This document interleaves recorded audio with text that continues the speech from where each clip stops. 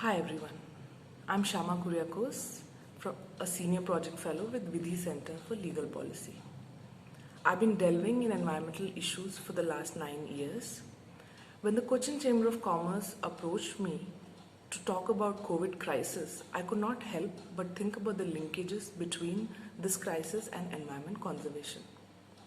I'll be dividing this short talk into three aspects. Firstly, how human interference in nature brought about this pandemic into our lives.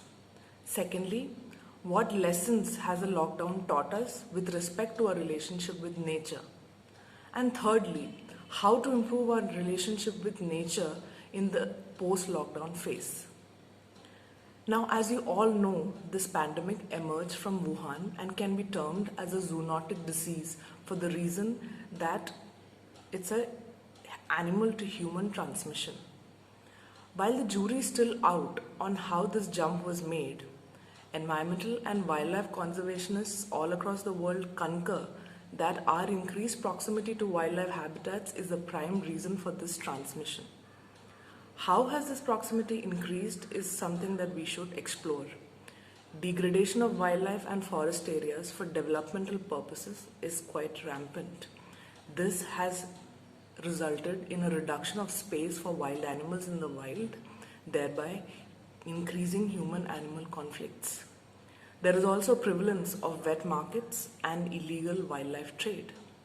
This is not the first time that we've had zoonotic diseases, and in the recent past, the frequency of such animal to human transmissions have only increased. Nipah, Ebola, dengue, malaria are all instances of diseases which emerged from human interactions with the wild. Thus, it would be important to ensure that such areas are left alone as much as possible. Using these pristine landscapes for industrial activities such as mining or infrastructure development should be the last resort. It would also do well for India to act strongly and strictly against wildlife crimes and illegal wildlife trading through appropriate strategies in place. We already have the laws for it. It's time to implement them properly.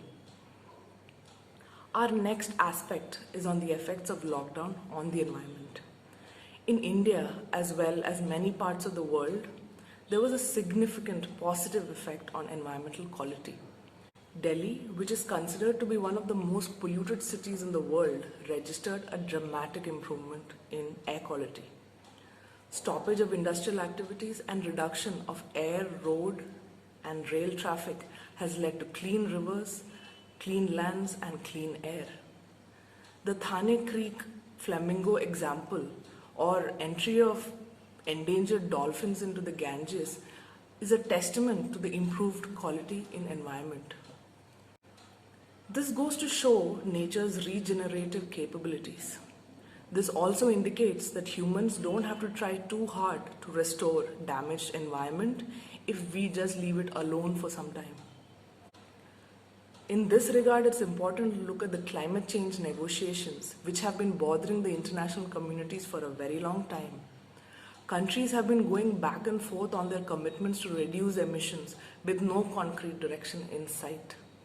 Lessons learned from this lockdown could prove as a good test example for countries to plan climate strategies in the future in order to reduce emissions and global warming.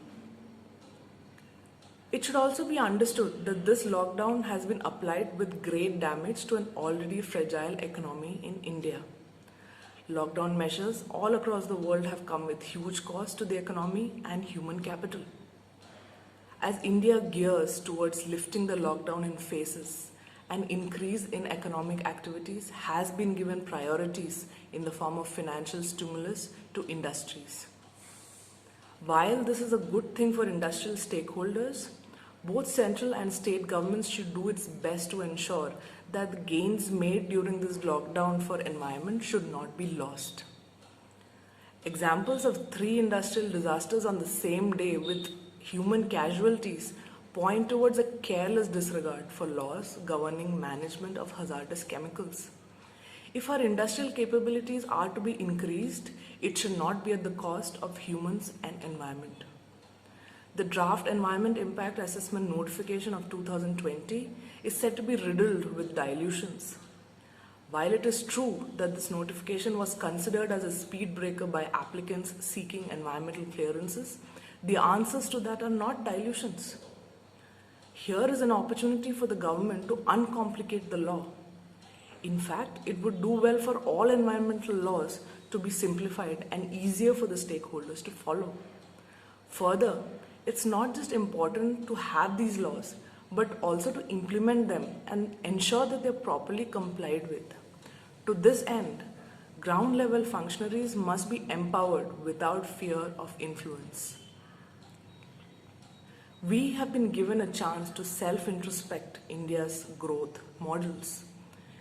In this quest for development, mismanagement of existing natural resources and violation of human rights and general lowering of life standards has taken place. This isn't how a development pattern should be. We have to ensure that ecology, economy, and equality are placed on the same pedestal for a holistic and well-rounded future for this country and its citizens. Thank you.